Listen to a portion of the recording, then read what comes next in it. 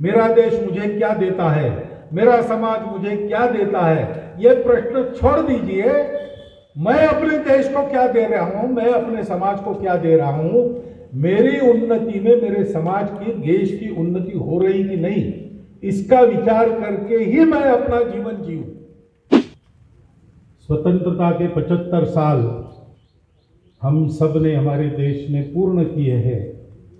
इस उपलक्ष्य पर आप सभी को शुभकामनाएं।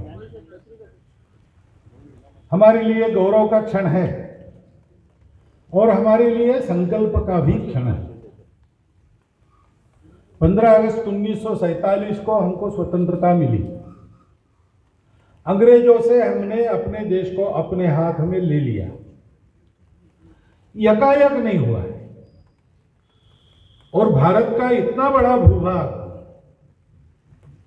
एक राजनीतिक छत्र के नीचे, एक सत्ता के नीचे, अपने स्वयं की सत्ता के नीचे तो शताब्दियों के बाद आया। इस लंबे कालखंड में संपूर्ण देश को ऐसा बनाने की भरसक चेष्टा बहुत लोगों ने की। 1857 के बाद का ही कालखंड देखते हैं तो प्रत्यक्ष शस्त्रास्त्रों के साथ संघर्ष, समाज में राजनीतिक जागृति करके आंदोलन,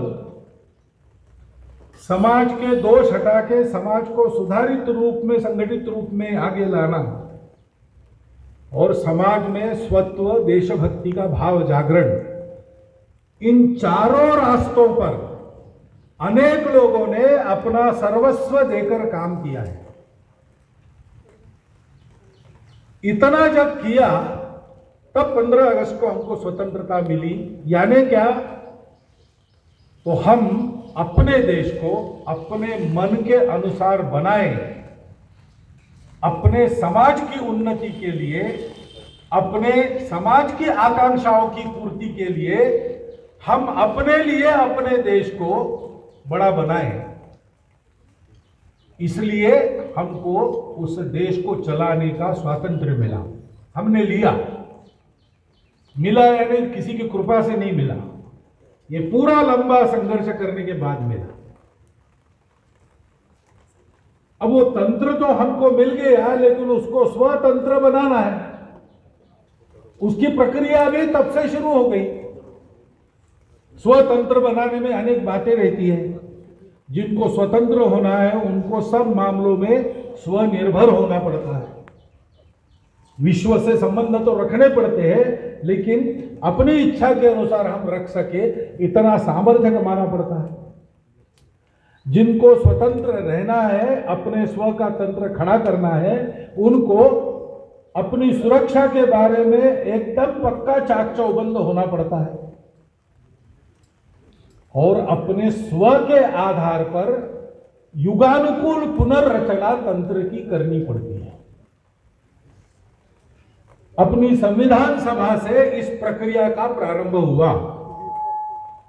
यह प्रक्रिया भी लंबी चलेगी, क्योंकि हमने अपने प्रकृति के अनुसार, अपनी इच्छा के अनुसार, अपनी आकांक्षा के अनुसार अपने देश को चलाने का प्रारंभ 15 अगस्त 1947 को शताब्दियों के बाद किया। तब तक तो कभी सिकंदर, कभी कोई वही अपने उद्देश्यों के लिए हमारे देश को चलाते थे। और इसलिए ये लंबी प्रक्रिया चलेगी, उसमें वही परिश्रम, वही त्याग आवश्यक है। हमारा राष्ट्रध्वज बताता है हमको कैसा देश गढ़ना है। वो देश दुनिया में बड़ा होगा तो क्या होगा, तो वो अन्य लोगों पर राज्य नहीं करेगा, डंडा नहीं चलाएगा, वो तो अपने त्याग से दुनिया को गढ़ेगा, दुनिया के हित के लिए त्याग करेगा। इसलिए राष्ट्रध्वज के शीर्षस्थ रंग को हम भगवा रंग कहते, केसरिया, जो त्याग का, कर्म का, प्रकाश का, ज्ञान का रंग है। और ऐसा हम तब कर सकेंगे, तब हम अंतर्बाह्य शुचिता युक्त बनेंगे, पवित्र बनेंगे, अपना स्वयं का मन विकारों से ग्रस्त नहीं होगा, शांत होगा। इसलिए दूसरा रंग सफेद है। और यह हम तब कर सकेंगे जब हम अपने देश को पहले खड़ा करेंगे। तो सब प्रकार की समृद्धि का, लक्ष्मी जी का प्रतीक हरा रंग उसके बाद में है। और यह सब हम करेंगे बाय हुक और क्रूक, ऐसा अंग्रेज में कहते हैं, ऐसा नहीं। यह हम सब समाज की, मानवता की, पर्यावरण की, सृष्टि की धारणा का धर्म पालन करके करेंगे। इसलिए अपने ध्वज के केंद्र में धर्म चक्र है। अपना धर्मप्राण देश है। इन बातों को समझकर हमको अपना परिश्रम करना चाहिए। आने वाले दिनों में ऐसा देश खड़ा होते तक हमको कभी ये नहीं पूछना चाहिए कि मुझे क्या मिलेगा, मेरा देश मुझे क्या देता है, मेरा समाज मुझे क्या देता है। ये प्रश्न छोड़ दीजिए। मैं अपने देश को क्या दे रहा हूं, मैं अपने समाज को क्या दे रहा हूं, मेरी उन्नति में मेरे समाज की, देश की उन्नति हो रही कि नहीं, इसका विचार करके ही मैं अपना जीवन जीऊं।